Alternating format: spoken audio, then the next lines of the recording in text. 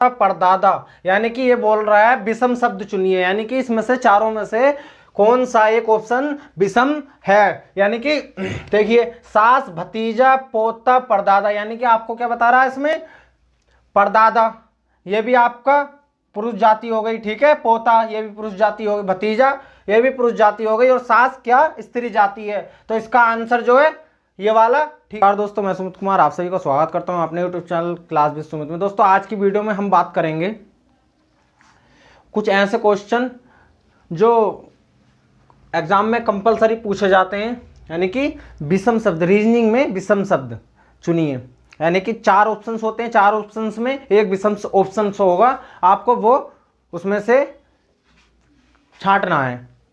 चलिए video start करते हैं, लिख देता हूं मैं इस पे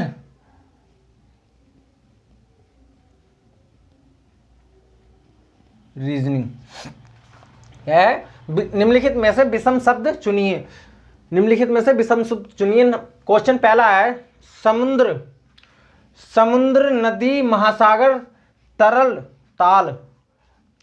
जिन लोगों को पता है वो कमेंट सेक्शन में बता सकते हैं, नहीं तो इसका आंसर है देखो समुद्र, समुद्र में क्या होता है, पानी होता है, नदी में क्या होता है, पानी, और महासागर में पानी, यानी कि जब तक तरण ताल में पानी की संभावना कुछ नहीं है, तो ये बिल्कुल अलग ऑप्शन है, आंसर इसका बिल्कुल ये वाला सही होगा। नेक्स्ट क्वेश्चन है, क्वेश्चन नंबर 2 है सास भतीजा पोता परदादा, सास भतीजा पोता परदादा, यानी कि ये कह रहा है सास भतीजा पोता परदादा, इसमें से अलग ऑप्शंस क्या है, यानी कि 3 ऑप्शंस बिल्कुल एक से होंगे और एक ऑप्शंस आपका बिल्कुल अलग होगा। तो अलग हमारा ऑप्शंस कौन सा है, परदादा, यानी कि परदादा पोता परदादा, ठीक है, यानी कि यह है पुरुष जाति, यह है पुरुष जाति, परदादा भी पुरुष जाति में आता है, पोता भी पुरुष जाति में आता है, भतीजा भी पुरुष जाति में आता है। नेक्स्ट ये है आपका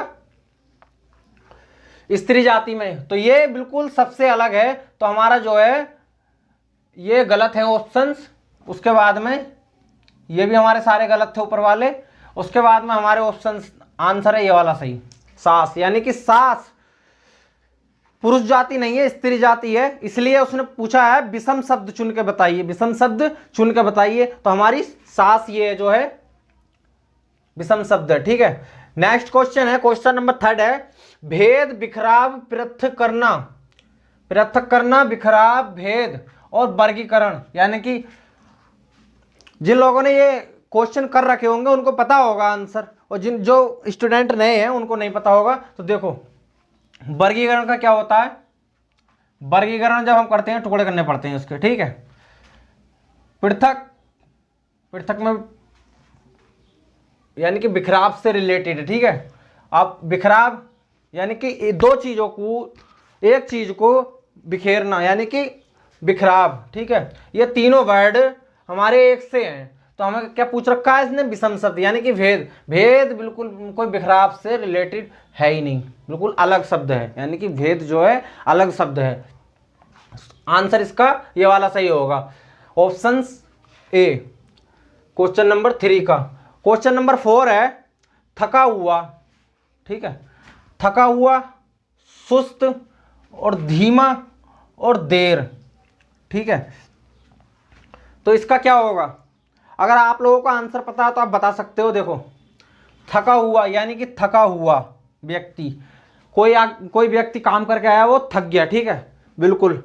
सुस्त यानी कि बोलते थका हुआ, सुस्त और धीमा, यानी कि सुस्त और धीमा और थका हुआ, बिल्कुल तीनों ऑप्शंस एक से हैं ये, ठीक है।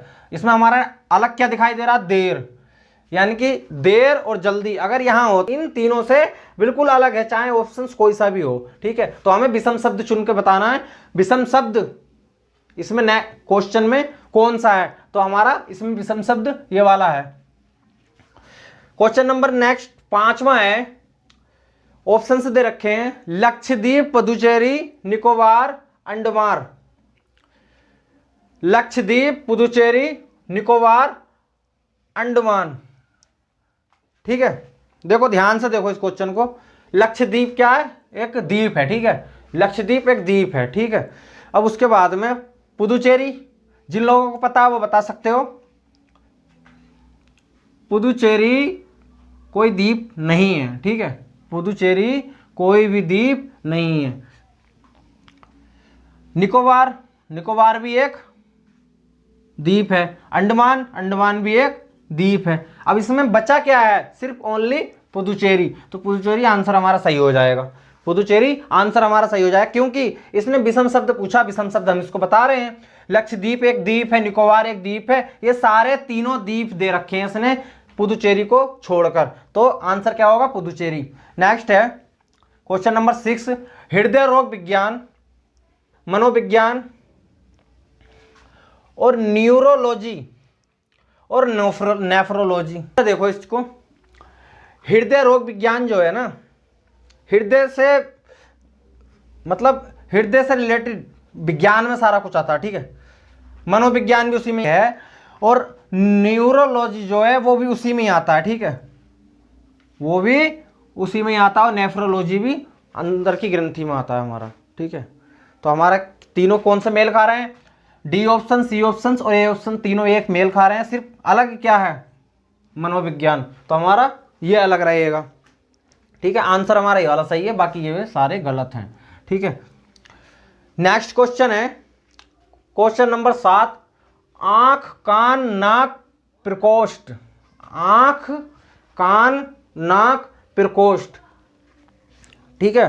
तो देखो ध्यान से देखो, आंख कौन सा, कहाँ का अंग है हमारा, आंख हमारा बाहरी अंग है, यानी कि आंख हमारे शरीर का बाहरी अंग है, और उसी प्रकार कान भी हमारे शरीर का बाहरी अंग है, नाक भी हमारे शरीर का बाहरी अंग है, ठीक है, बाहरी अंग है। तो इसमें आंसर कौन सा होगा, तो इसका आंसर होगा, ये बाकी सारे गलत होंगे, क्योंकि ये प्रकोष्ठ जो है ना, ये हमारे कान में पाया जाता है, ये अंदर शरीर के अंदर पाया जाता है प्रकोष्ठ, ठीक है।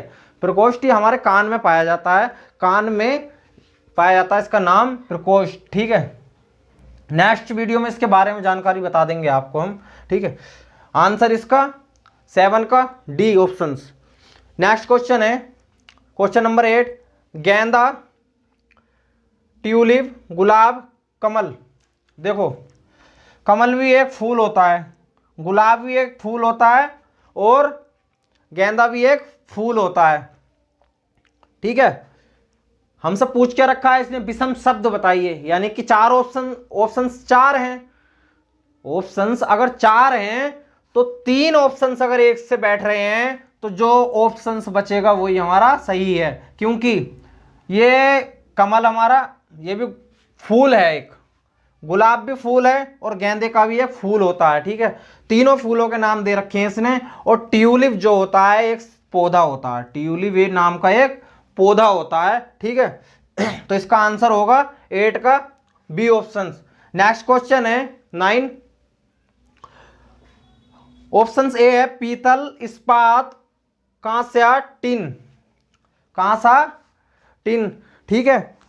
देखो लो, इस्पात और पीतल और कांसा, इस्पात और पीतल, कांसा, ये तीनों हमारी धातुएं हैं, धातु, ठीक है, ये तीनों हमारी धातुएं हैं, जबकि टीन हमारी इसमें धातु नहीं है, ये सबसे अलग है। तो इसका आंसर ये वाला सही होगा, बाकी सारे गलत हैं, क्योंकि पीतल, इस्पात और कांसा ये हमारी तीनों धातुएं हैं, ठीक है, धातुएं हैं। और इसने पूछ रखा विषम शब्द बताइए, तो विषम शब्द हमारा ये वाला है, तो आंसर इसका यही सही होगा, क्वेश्चन 9 का डी ऑप्शन।